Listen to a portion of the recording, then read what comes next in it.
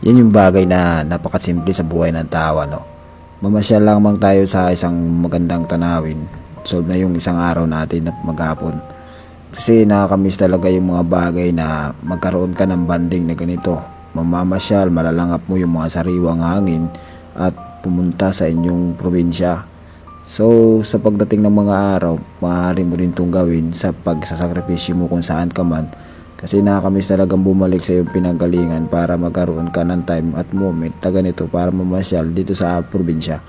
Masarap lang talaga sa probinsya kasi ang yung magagawin sa araw-araw ay payapa talaga at hindi masyadong stress ka sa iyong trabaho dahil ang probinsya ay isa sa pinakamagandang tambayan at pamasyalan sapagkat ang mga tao ay napakasimple at payapa.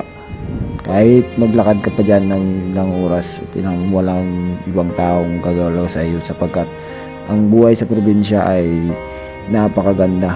Kasi pwede mong makita itong mga tanawing ito dito lang sa probinsya, wala sa syudad.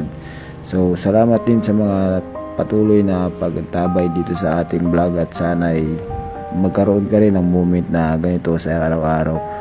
So, huwag ka na lang mawalan ng pag-asa at mangyayari din ito sa mga gagawin mo sa mga susunod na araw. Pagpatuloy mo lang yung gawain mo, darating din yung araw na magkakaroon ka ng pahinga at magkakaroon ka ng mga ganitong pagkakataon para mag-share kasama ang iyong mga pamilya at kaibigan.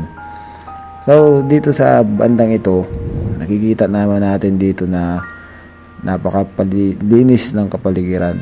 Malinis ang kapaligiran dito yan sa Romblon papuntang Bonbon Beach. Makikita naman namin dito ang masusunod na resort na kung saan ay ang Nunok Beach at ang Chamban Beach. So maaari kayong mamasyal dito sa Romblon.